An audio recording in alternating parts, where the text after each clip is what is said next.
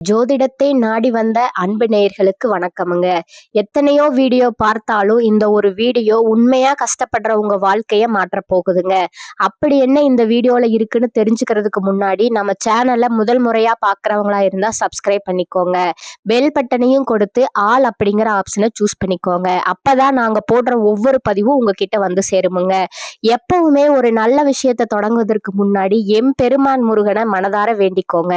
நீங்களும் நான் சொல்ற மந்திரத்தை சொல்லிக்கிட்டு கமெண்ட் பாக்ஸ்ல ஒரு கமெண்ட் பண்ணிடுங்க. ஓம் முருகா சரணம், ஓம் முருகா சரணம், ஓம் முருகா சரணம். இன்னைக்கு நம்ம ரொம்ப முக்கியமான ஒரு விஷயத்தை பத்தி பேச போறோம். கிரகநிலை மாற்றங்கள்ங்க. இந்த கிரகநிலைகள் மாற்றத்தினால நமக்கு என்னென்ன லாபங்கள் நடக்க போகுது, எப்படி அதை லாபமா மாத்திக்கிறது அப்படிங்கிறத பத்தி தான் இன்று பேச போறோம்ங்க. அவசியமா இந்த காணொலியை மிஸ் பண்ணாம பாருங்க. உங்க வாழ்க்கையில உங்க வீட்டுல எத்தனை பேர் ஜாதகம் பார்த்திருக்கீங்க? நீங்க ரிஷப ராசியா இருக்கலாம், மேச ராசியா இருக்கலாம், ஏன் 12 ராசியில ஏதோ ஒரு ராசியா நீங்க இருப்பீங்க. இப்ப இந்த ராசிக்காரர்கள் இவங்க தான் இதை பார்க்கணும், அவங்க தான் பார்க்கணும் அப்படின்னு இல்லைங்க. எல்லா ராசிக்காரர்களுக்குமே நாங்க இந்த விஷயத்த போடுறோமுங்க. ஒளிப்பதிவா நாங்க பதிவேற்றி உங்களுக்கு கொடுக்குறோமுங்க. அதுல ரொம்ப முக்கியம், நீங்க பார்த்துட்டு யாரும் பார்க்கலன்னா கூட நீங்க ஷேர் பண்ணுங்க. ஏன்னா சில நேரங்கள் நமக்கு ஒரு பொன்னான வாய்ப்புகளை கொடுக்குமுங்க. ரொம்ப அற்புதமான தருணங்களை ஏற்படுத்துமுங்க. அதுல அப்படி ஒரு தருணம் தாங்க இந்த காலகட்டம். இந்த காலகட்டம் நம்ம வாழ்க்கையில எதிர்பாராத திருப்பங்களை எளிதா கொடுக்கக்கூடிய நேரங்க. ரொம்ப கனவு கண்டு இருப்போம் இல்லையா? நிறைய விஷயங்களை ரொம்ப கனவா வச்சிருந்தாங்க, நடக்கவே இல்லை. ரொம்ப எதிர்பார்த்திருந்தேன், கை கொடுக்கவே இல்லை. இப்படி பல புலம்பல்கள் கூட நம்ம மனசுல இருக்குமுங்க. அதுக்கெல்லாம் இப்ப ஒரு தீர்வு முத்தாய்ப்பா ஏற்படக்கூடிய நேரம் தாங்க. தீர்வுனா என்னன்னா, நம்ம நினைக்கிறது நடக்கும், அதுதாங்க தீர்வு. அப்படி இந்த தீர்வுக்குள்ள சில சூட்சமங்கள் காத்திருக்குதுங்க. எதை செஞ்சா நமக்கு எளிமையா தீர்வு கிடைக்க போகுது அப்படிங்கிறத பத்தி அழகா உங்களுக்கு பரிகாரத்தோடு சொல்ல போறேங்க. அடுத்ததா பாத்தீங்கன்னா கிரக பயிற்சிகளுங்க.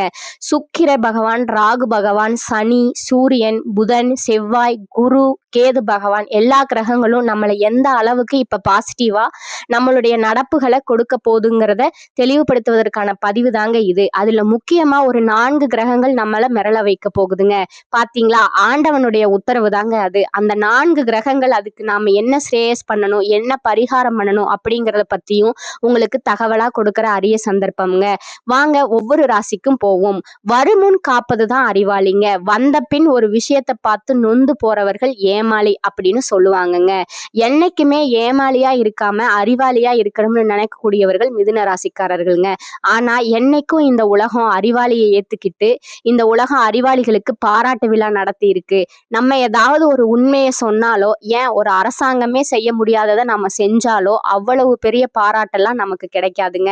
அப்ப இந்த உலகம் மெச்சற அளவுக்கு நாம நடந்துக்கிட்டாலும் உலகம் நமக்கு ஒரு சிபாரிசும் பண்ணாதுங்க. இது நிறைய இடத்துல மிதுன ராசிக்காரர்கள் வருத்தப்படுற ஒரு விஷயமுங்க.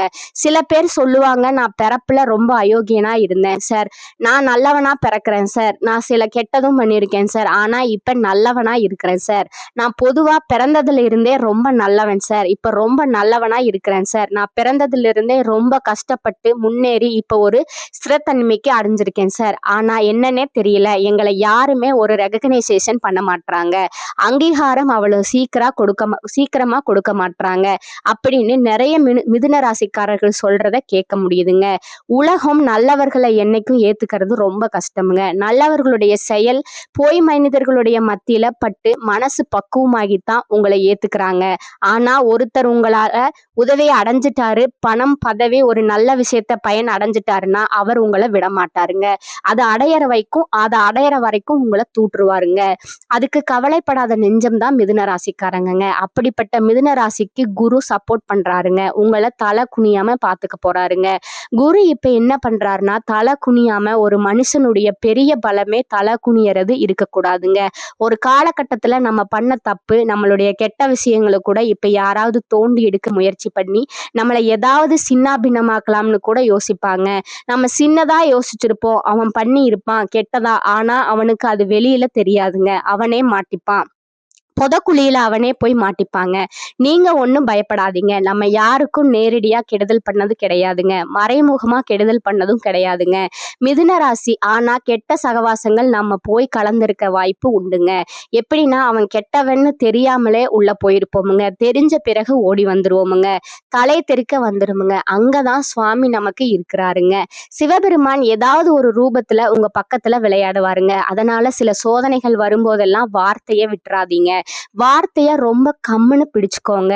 வார்த்தைய ரொம்ப நல்லா அழகா பேசுங்க. யதார்த்தமா பேசுங்க. அன்பா பேசுங்க. கருணையா பேசுங்க. சிரிச்ச முகத்தை அதிகமா வச்சுக்கோங்க. ஸ்மைல் இந்த போட்டாக்காரங்களாம் சொல்லுவாங்கல்ல, நிறைய இடங்கள்ல எல்லா இடங்கள்லயும் பார்க்கலாம். கொஞ்சம் சிரிங்க அப்படின்னு. ஏன்னா அது மிஸ்ஸிங். அதனால சிரிங்கன்னு வாங்க. நான் போட்டோ போஸ்ட் கொடுக்கும்போது மட்டும் என்ன யாருமே எந்த போட்டாக்காரர் இன்னைய வரைக்கும் சொன்னதே கிடையாதுன்னு சொல்லுவீங்க. ஏன்னா என் முகம் நான் போட்டோனாலே இல்லை, எப்பயுமே சிரிச்ச முகமாகவே இருப்பேன். அது கொடூரமா இருக்காது. சிரிக்கிறதுனால என்ன சார், நான் 100 வயசு வாழ வேணான்னு எனக்கு தெரியாது.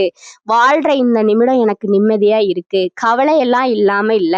நிறைய கவலை இருக்கு, கஷ்டம் இருக்கு, வருத்தம் இருக்கு, வகையா இருக்கு, பக்கமா இருக்கு. அதை பத்தி எல்லாம் நமக்கு அது எண்ணம் வராமல் இருக்குதுங்க.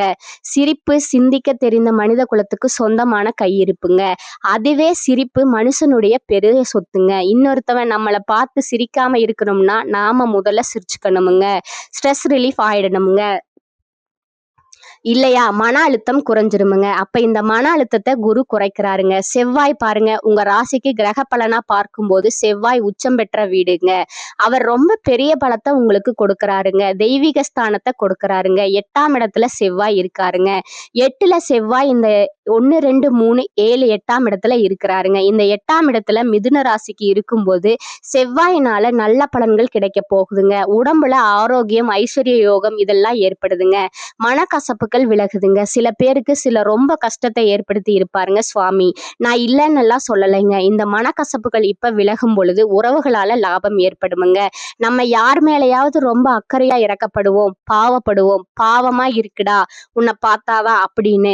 அதுல அவங்களுக்கு ஏதாவது உதவி செய்யணும்னு ஆசை வருமுங்க. அது மாதிரி பெரிய ஆபத்தான ஒரு பள்ளம் இருக்குங்க. ஆபத்தா ஒரு டூ வீலரோ ஓட்டுறீங்க, இந்த செவ்வாய் இப்ப என்ன பண்ணுவார், உங்களை அழகா மாத்தி கொண்டு போயிடுவாருங்க. சில பேர் நம்ம தேவையில்லாம சண்டை போட்டுக்கிற இடத்துல சூசகமா வெளியில வர்றதுக்கு வாய்ப்புகளை சிவபெருமான் ஏற்படுத்துறாருங்க. அதே மாதிரி இப்ப பாத்தீங்கன்னா 9வது வீட்டுல சுக்கிரன் இப்ப 8ல இருக்கிறாருங்க. 9க்கு வர போறாருங்க. சுக்கிரன், ராகு, புதன் இவங்க எல்லாம் இருக்கும்போது பல பேருடைய குணாதிசயங்களை தெரிஞ்சுக்கிட்டு நேக்கு போக்கா அழகா நீங்க இப்ப பல காரியங்களை சாதிக்க போறீங்க. நேக்கு போக்கா இதெல்லாம் ஒரு நல்ல டேலண்ட் டைமுங்க. ரொம்ப சிரிச்ச முகமா பல விஷயத்தை ஹேண்டில் பண்ணுங்க. 10ல சனி பகவான் பதவி ஸ்தானத்தை கொடுத்து நமக்குள்ள ஒரு பலத்தை நிரூபிக்க போறாருங்க. ஸோ கிரகங்கள் எல்லாம் ரொம்ப சப்போர்ட்டிங்கா இருக்காங்கங்க. இந்த சப்போர்ட்டிங்கான டைம்ல துஷ்டமான விஷயங்களை பத்தி மட்டும் சிந்திக்காதீங்க. ஒரு மனிதன் துஷ்டமான விஷயங்களை சிந்திக்கிறான் அப்படின்னா அது பிரச்சனைகளை கொடுத்துருமுங்க. இப்ப போய் பயந்துடாதீங்க. பெரிய ஏதாவது அதிரி புதிரியான காரியங்களை இறங்கிடாதீங்க. யாராவது உங்களுக்கு ஏதாவது ஒரு பிளாக் மேஜிக் அது மாதிரி சம்பந்தப்பட்ட விஷயங்களை பத்தி இறங்காதீங்க. கெட்டவர்களோடு நட்பு கொள்ளாதீங்க.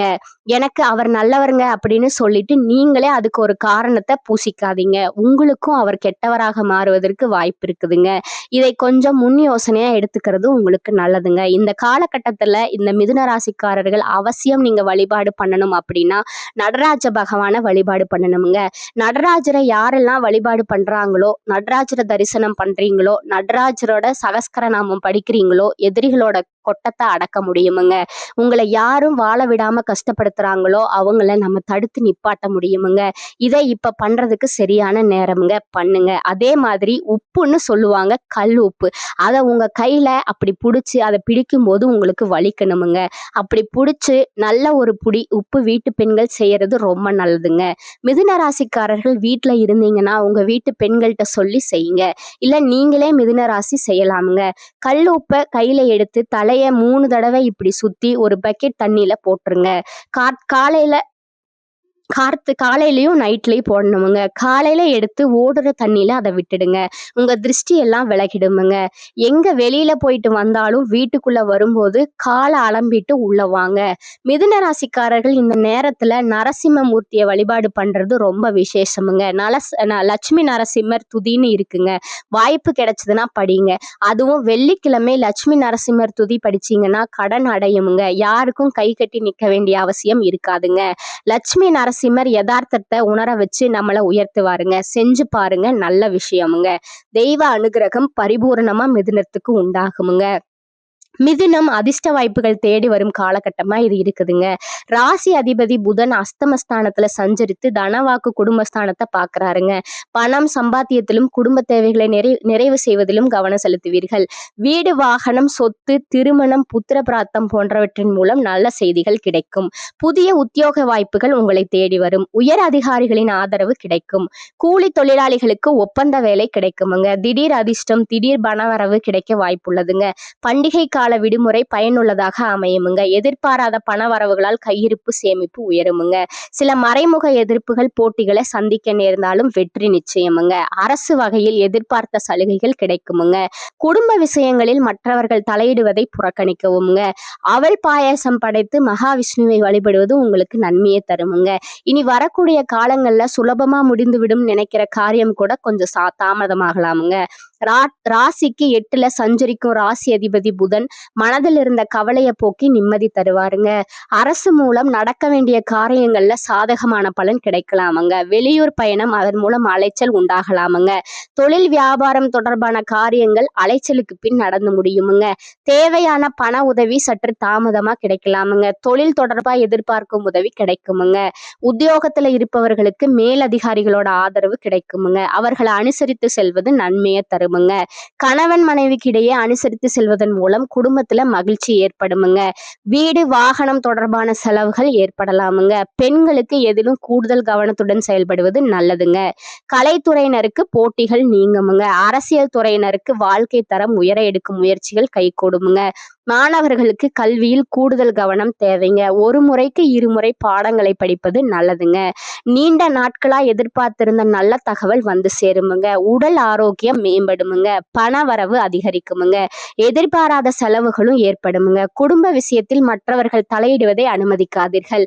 சிலருக்கு நீண்ட நாட்களாக நிறைவேற்றாமல் விடுபட்ட குலதெய்வ பிரார்த்தனைகளை நிறைவேற்றும் வாய்ப்பு ஏற்படும். தந்தை வழி உறவினர்களால் செலவுகள் ஏற்படுமுங்க.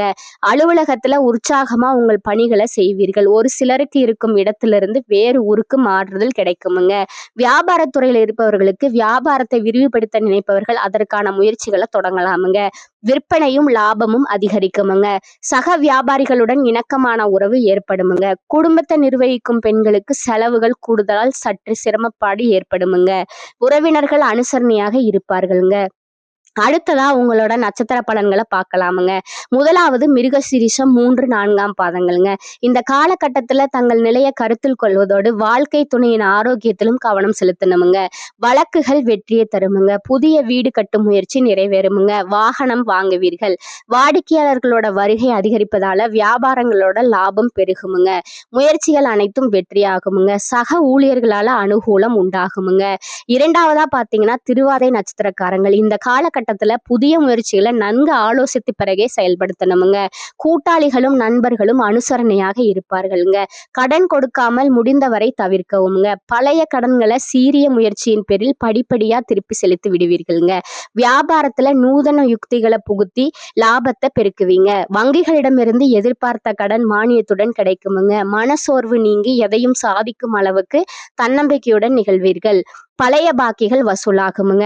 மூன்றாவதா பாத்தீங்கன்னா புனர்பூசம் 1, 2, 3ஆம் பாதங்க. இந்த காலகட்டத்துல நீங்க பொறுப்புடனும் கவனத்துடனும் செயல்படுவீர்கள். மேலிடத்தின் கருணை பார்வை உங்களுக்கு உந்து சக்தியாக அமையும். சில நேரங்களில் மன வருத்தத்திற்கு ஆளாவீர்கள். பயணங்களால் நன்மை உண்டாகுமுங்க. தாய் வழி உறவில் நன்மை வந்து சேருமுங்க. தேவைக்கேற்ப வருமானத்தை காண்பீர்கள். உங்களின் திறமைகள் வெளிப்பட்டு பாராட்டுகளை பெறுவீர்கள். புதிய சொத்துக்களை வாங்குவீர்கள். பெண்மணிகளுக்கு இன்று புத்திசாலித்தனத்தை வெளிப்படுத்தும் வாய்ப்புகள் கிடைக்குமுங்க. பெரியோர்களோட ஆதரவு நிறைந்திருக்குமுங்க. உங்களுக்கான அதிர்ஷ்ட எண்கள் பாத்தீங்கன்னா 7 மற்றும் 9ங்க. வழிபட வேண்டிய தெய்வம் முருகனுங்க. உங்களுக்கான பரிகாரம் சொல்றேன், நோட் பண்ணிக்கோங்க. தினமும் வீட்டு பூஜை அறையில் தீபம் ஏற்றி கீழ்காணும் பாடலை 27 முறை பாராயணம் செய்யவுங்க. ஆடும் பரிவேல் அணிசவேல் என பாடும் பணியே பணியா அருள்வாய், தேடும் கயமா முகனை செருவில் சாடும் தனியானை சகோதரனே. அடுத்ததா இன்னொரு பரிகாரம் சொல்றேன், அதையும் நோட் பண்ணிக்கோங்க. ஸ்ரீ ஆஞ்சநேயரை வியாழக்கிழமைகளில் வெண்ணெய் சாற்றி வணங்க மனதுல தைரியம் உண்டாகுமுங்க. எதையும் எதிர்கொள்ளும் துணிச்சல் ஏற்படுமுங்க. இந்த சேனல் உங்களுக்கு பிடிச்சிருந்தா லைக் பண்ணிக்கோங்க, ஷேர் பண்ணிக்கோங்க. அப்படியே உங்களுக்கு தெரிஞ்சவங்களுக்கும் ஷேர் பண்ணிக்கோங்க. வாழ்க வளமுடன். நன்றி, வணக்கம்.